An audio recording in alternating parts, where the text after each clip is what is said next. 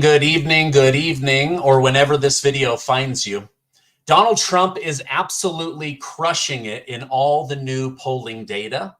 Kamala Harris is being instructed to campaign and rally as if she is the president or the guaranteed Democrat nominee.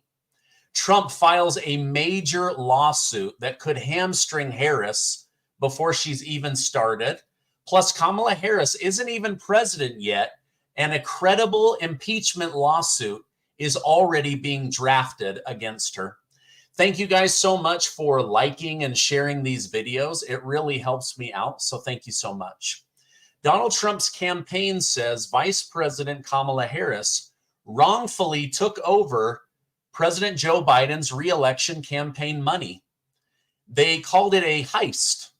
When Biden ended his campaign, he changed his committee's name to Harris for President, giving her access to $91 million. Trump's team complained to the Federal Election Commission, or FEC, saying this breaks campaign finance law because Harris isn't the official Democrat nominee. Some experts doubt these claims, but right-wing groups want to slow down the Democrats since Biden left. Harris's campaign quickly raised an additional $100 million in 48 hours.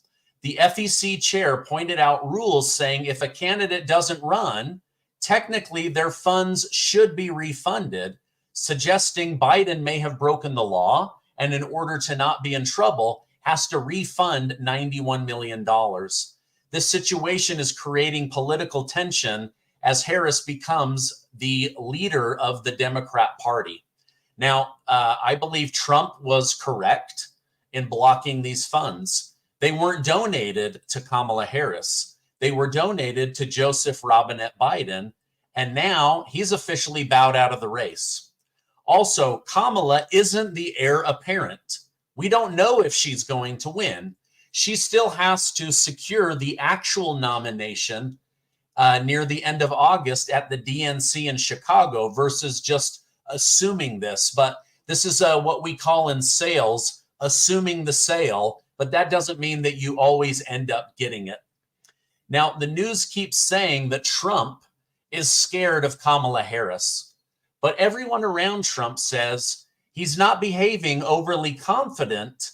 He knows this is going to be a tough race, but at the same time, he's not at all scared of going up against Kamala Harris. He says, just look at her track record. It's horrible.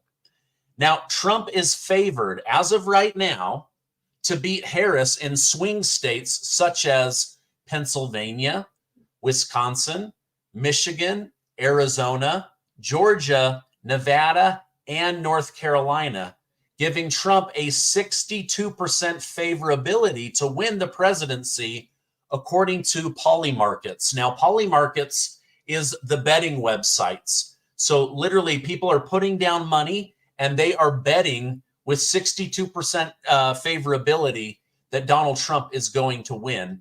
Now, I've been reading that Pennsylvania is crucial for Kamala Harris in order to have any shot at beating Donald Trump because they're already giving up on the state of Florida and the state of Ohio.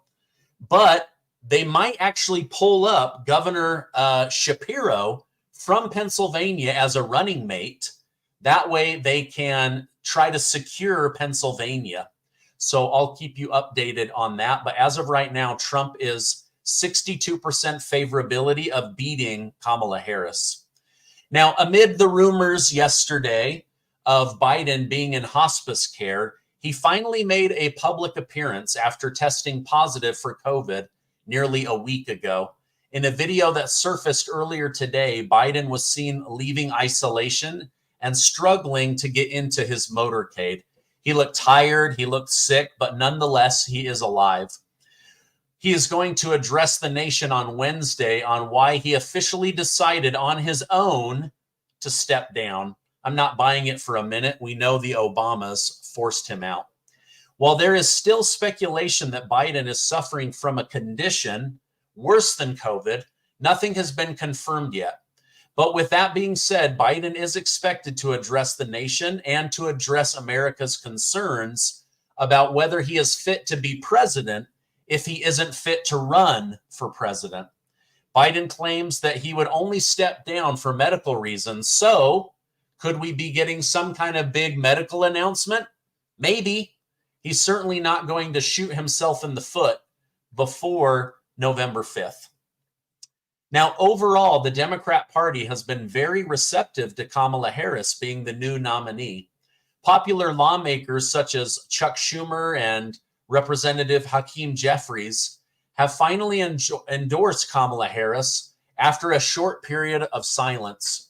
I'm sure Nancy Pelosi has been jabbing them in the ribs. During a press conference at the Capitol, Chuck Schumer stated, Biden has given the party an opportunity to unite behind a new nominee. And boy, oh boy, are we enthusiastic.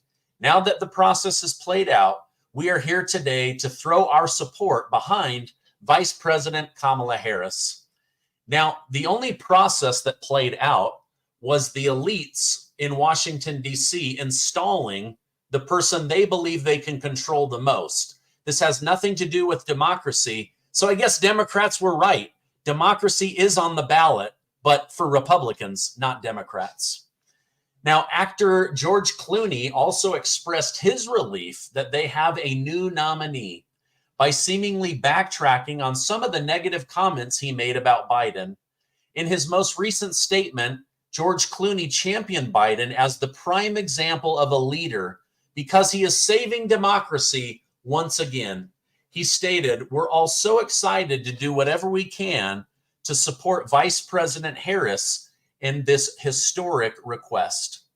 All right, now I have some big stories, including how Kamala Harris is already being sued with impeachment documents before she's even been elected. But first, let me tell you about today's video sponsor. In the past 2 weeks, we've had an assassination attempt. We've had a president go missing for 6 days because of COVID. We've also had Democrats install a new candidate without the will of the people. We've also had a major hurricane down in Texas. Now, I was reading reviews online from someone that went through the hardship of Hurricane Beryl in Texas and needed her emergency kit. This is what she had to say. She said that she started having a urinary tract infection in the middle of a hurricane, that there were no doctors for days, no pharmacy for days. They were trapped, and it was 103 degrees in the shade. However, she had stored water, stored food, and had put her wellness company emergency kit away. And so she was able to start on a round of antibiotics.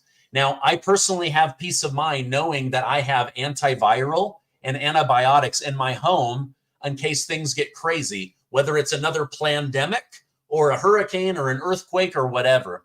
I don't want to have to fight illegal immigrants or my own government to get access to good medications. This emergency kit comes with 8 proven medications like Z-Pak, amoxicillin, doxycycline, ivermectin, as well as an approved guidebook to make taking care of yourself easier. The wellness company's information saved my life, and they have all kinds of incredible products that promote good health. Now, use my link down below and code AMAZING, and you'll get free shipping as well as $30 off today. You never know what tomorrow will bring, so get your kit today. I want to go over the Kamala Harris situation. She's not even president of the United States yet, and she's already being threatened with a highly credible impeachment lawsuit. Here's what's happening. Tennessee GOP Representative Andy Ogles on Tuesday introduced articles of impeachment against Vice President Kamala Harris, 2 days after she became the presumptive Democrat nominee for president. In the resolution submitted to Congress, Ogles accuses Harris of high crimes and misdemeanors and extraordinary incompetence in regard to covering up President Biden's alleged mental decline and failing in her duties as border czar. Now, I told you guys yesterday, Kamala Harris has two major issues. She has played a major role in one of the biggest cover-ups in White House history, a president with dementia, a president with the inability to be an effective leader. They've lied. They've covered this up. She's been a major player in the cover-up. Second is the border invasion. Kamala Harris, on paper, was named border czar by President Joe Biden, and the U.S. has been invaded by over 10 million illegal immigrants. They are collapsing school systems, hospital systems, welfare safety net programs. But will they keep her or will they dump her? But even with this apparent unity, some have argued that Harris is simply a placeholder. Like, hey, crap, we're running out of time and Joe Biden is sick. We've got to do something. So they put her up, right? During an interview on Sean Hannity's show, Vivek Ramaswamy stated, "I say this as somebody who a year ago predicted Joe was not going to be the nominee. I'm going to predict Kamala Harris is not going to be the nominee either. They get one shot. They're going to take their absolute best shot that they can." Now, following Vivek Ramaswamy's stunning prediction, Sean Hannity asked Ramaswamy who he thinks will replace Kamala Harris. While Ramaswamy claimed he wasn't sure, he put forward Michelle Obama as the most likely candidate, since she is the most popular Democrat next to her husband, Barack Obama. She knows what it's like to serve in the White House, but she's also incredibly popular compared to Kamala Harris. Now, if this did happen, it would be shocking to me because, as I've told you, Michelle Obama has claimed on multiple opinions she doesn't want anything to do with politics. Just recently, Peter Slevin, who authored Michelle Obama's biography, stated, "Running for president is unlikely as unlikely as it could possibly be. She has said over and over again, and these are her words, that she is not going to do it." Now, unfortunately for her, she may be the only good shot Democrats have at beating Donald Trump. According to a recent poll, Michelle Obama beats Donald Trump by 11 points, where as of right now, Donald Trump crushes Kamala Harris. While I believe she genuinely doesn't want to run, they may put her forward, win the election, and then have her step down and have somebody else step up and take her place. There's a lot that is still going on. And as of right now, Barack Obama has refused to endorse Kamala Harris. So something is definitely going on.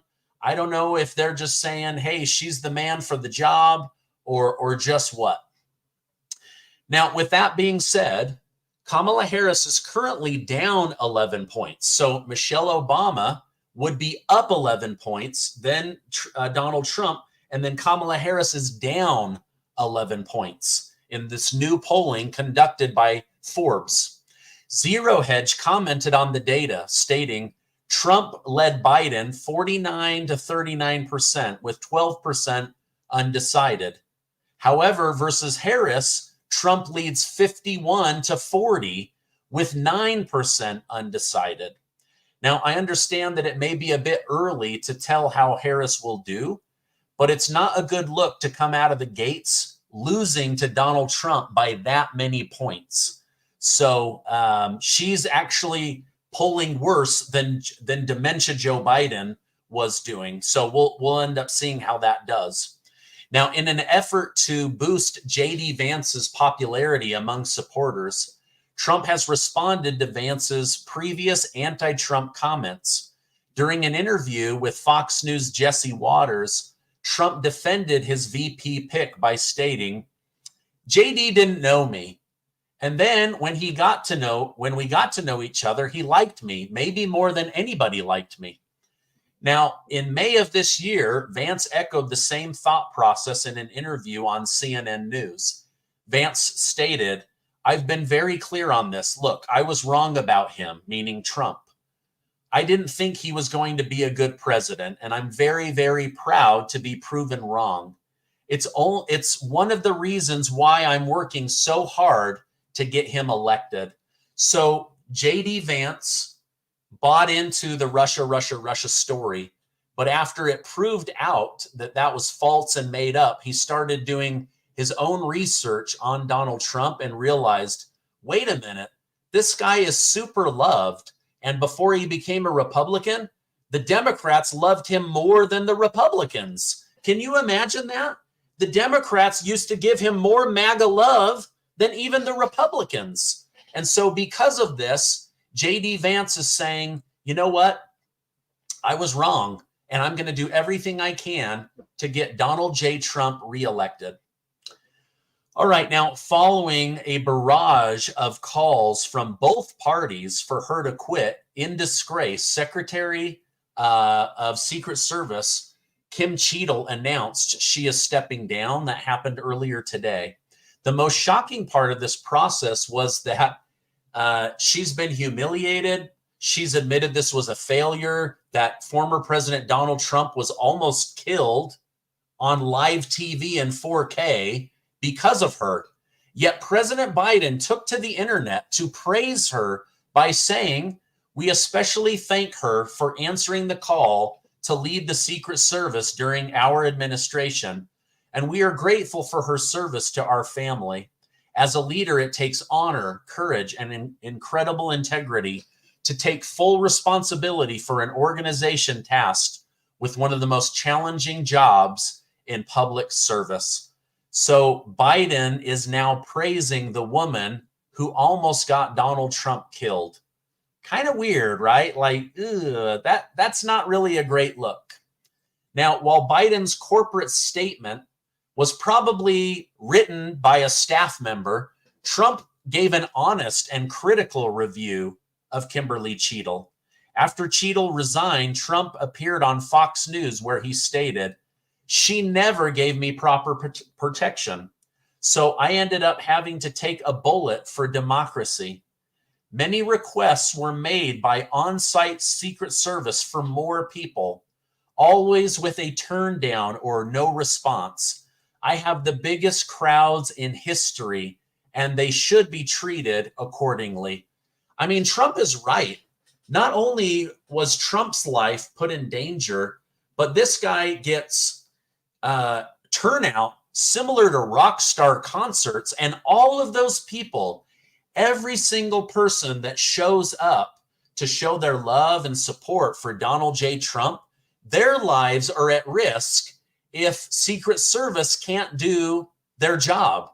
I mean, we had 2 people shot and 1 person killed during this assassination attempt.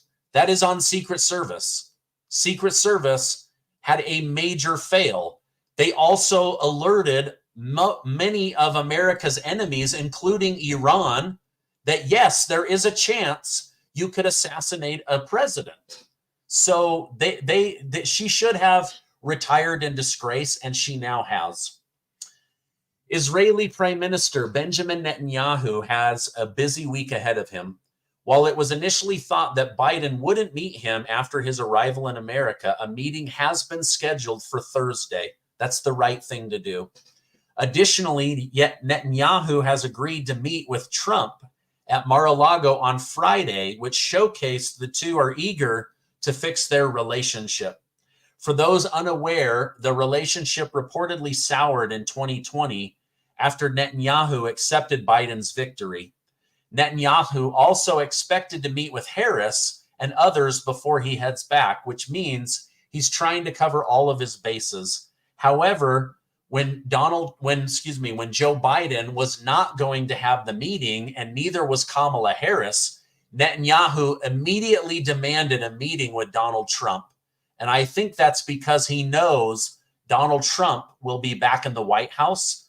And so he's just making sure that Israel is going to get support from whoever the future president is going to be. At least that's how I see it, because Netanyahu didn't ask to meet with Obama or George W. Bush, right? So now some of their bad blood was, and Trump explained this, the United States and Israel had agreed that they were going to do an attack on General Soleimani of Iran. The night before, Benjamin Netanyahu pulled out, and Donald Trump, as a gangster leader, decided, I'm still moving forward. This guy has killed so many American soldiers, we're taking him out. And he ordered the kill shot, but Benjamin Netanyahu did not. And so that was the beginning of the bad blood. Now, I want to end tonight's video by reacting to a conversation between Dr. Jordan Peterson and Elon Musk about how Americans can make America greater, and it's not through DEI, and it's not through hiring incompetent workers and hoping they get better. Let me add this to the stage. So, for example, MAGA, or Make America Great Again. I think America is great. I'm more MAG, Make America Greater.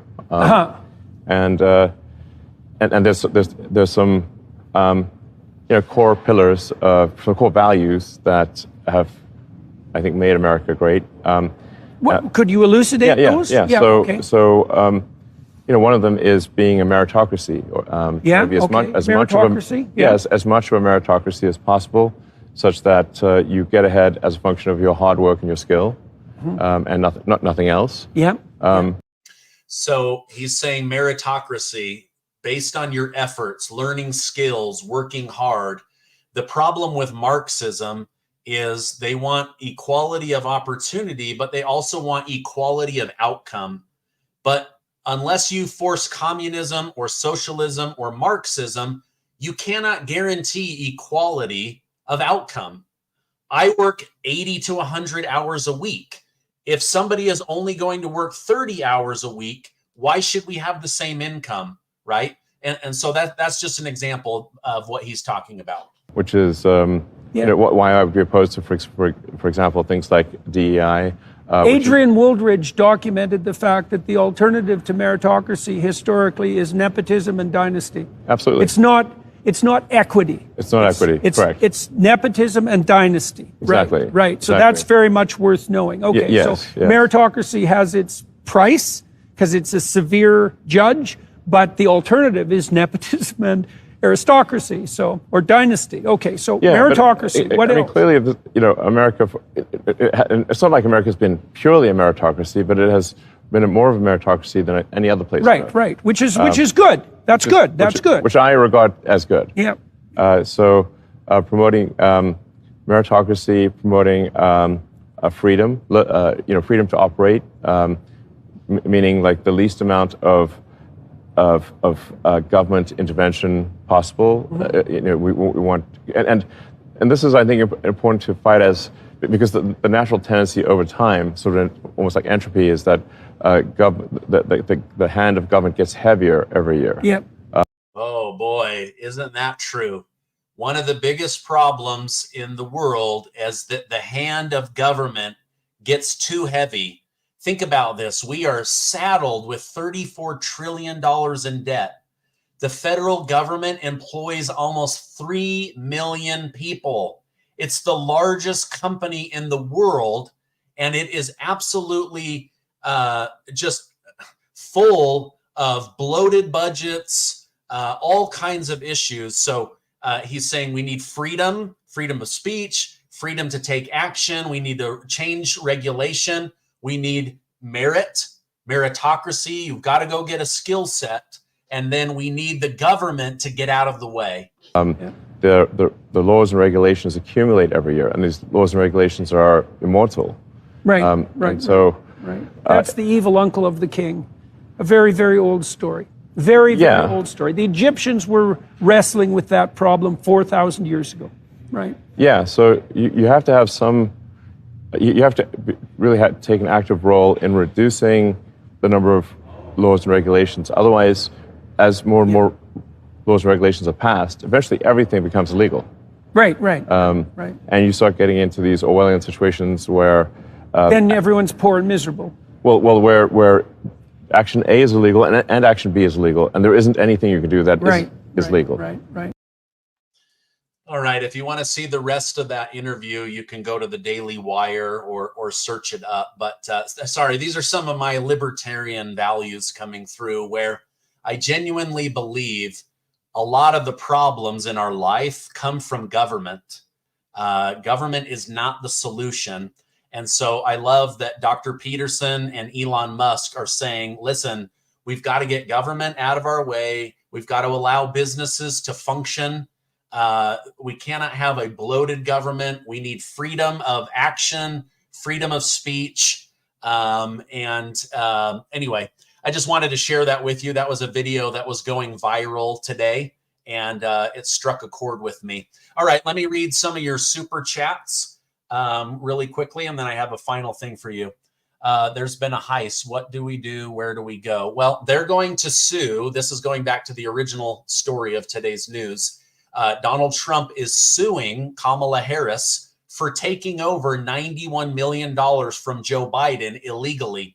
Under the Federal Election Committee rules, that money had to be donated to Kamala Harris, not to Joe Biden. And so that money may be tied up in lawsuit. It also might just have to be forced refunded to everybody. So that's what that means there. So thank you so much for that. Nana, super sticker. Oh, thank you so much. Okay, let's see. One old guy's opinion. They will use the ballot box switcheroo again. Well, I don't disagree with you. They just got those ballot boxes reinstalled in Wisconsin. The state that has made the biggest strides is Georgia. A couple of days ago, I had an interview with Garland Favorito, who has absolutely proven that Donald Trump won the state of Georgia. The election committee down there has basically agreed with him, but is not doing anything. And honestly, at this point, we just want it to never happen again. I don't want Trump to become president with only a couple of months left, right? So, but anyway, go watch that video. It was great. But yeah, you have Hillary Clinton's lawyer, Mark Elias. He's not out doing these traveling around. He is quietly in an office changing laws all over the country in order to keep Democrats in power. Same thing. You have like Norm Eisen. He's the one drafting a dozen impeachment documents against Donald Trump. He's the one that brought some of the lawsuits to the state courts with Alvin Bragg. So these people, they are working hard behind the scenes to keep Donald Trump out of office. Shouldn't it be Schumer? He's the next highest Dem. So no, you would think, why wouldn't Chuck Schumer, somebody that everybody knows, why wouldn't he become president? He doesn't want to become president because he knows being the head of the Senate is more powerful than president of the United States, because they control the purse. They control the spending. They control the lobbyists. They control the corporate donors. Okay, now let me switch that. In reality, the corporate donors own Chuck Schumer. The lobbyists own Chuck Schumer. But because he will do what they say, they keep him in power.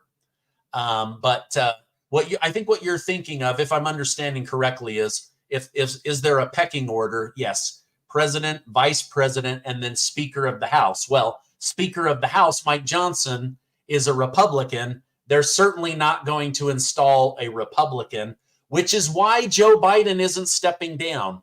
Because if Joe Biden were to step away from the presidency or die, Kamala Harris immediately becomes president of the United States. And then we have the Speaker of the House that becomes next in line, or Congress has to vote. And right now, there's more Republican states than there are blue states. And so they would install. Now, I wish that would happen, because I would just love for them to install Donald Trump as Kamala Harris's vice president. Wouldn't that be hilarious?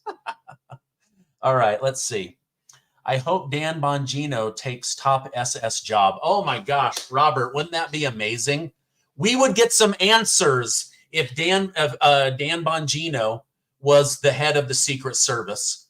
Right now, the deep state, they are fighting tooth and nail. The FBI is refusing to be helpful. Secret Service is refusing to be helpful. The DOJ, they don't want to be involved in this because probably they have fingerprints that they don't want to be found.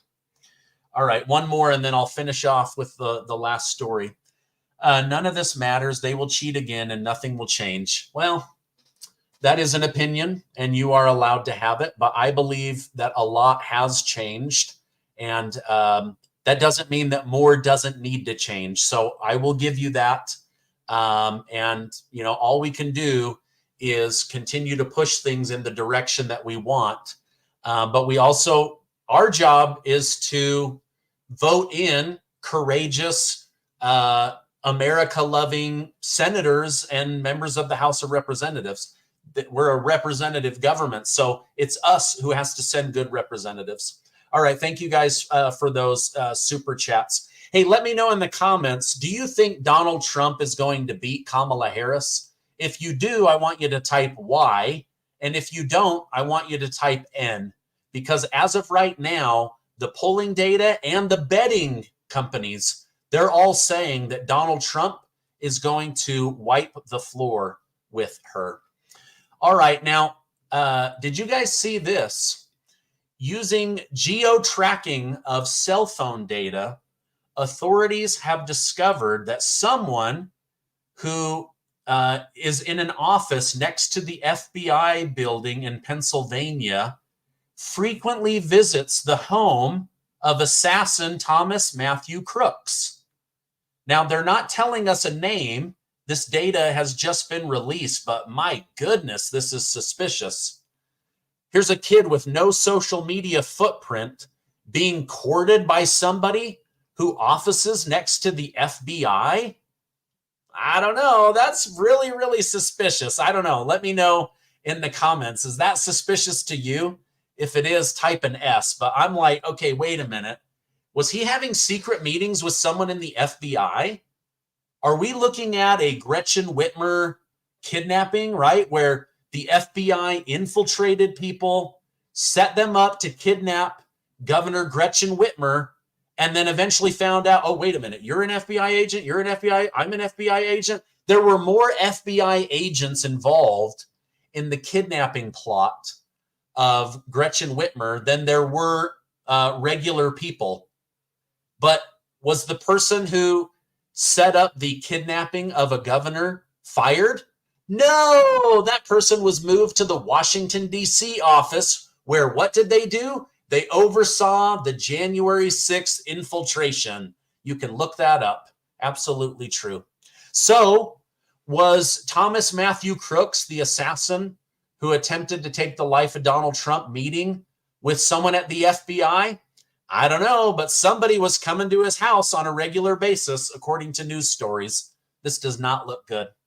All right, now earlier today, I interviewed expert Dr. Chris Martenson, who shows audio evidence that there could have been a second shooter at the Trump shooting in Butler, Pennsylvania. There's one set of shots that's perfectly timed, almost like their computer. That is the sign of a professional shooter. There's then a pause, and then 5 more shots that are sporadic and unprofessional. Bang, bang, bang, bang, bang. And they have a totally different sound. So go watch that. I'll put it over here after this live broadcast, but don't miss it. It's one of my favorite interviews I've done, and I've literally done like 200 interviews. So go check that out. It's really, really amazing. And you know what else is amazing? You right there watching me right now. You're amazing. I love you. I appreciate you. Hey, give this video a like because it tells YouTube to share this with other people. Let's get the word out. I'm trying to get to 1.7 million amazing truth seekers, and I want you in my community. Hey, thank you guys so much. I'm going to head out, but I hope you have a great rest of your night, and I will see you on the next video.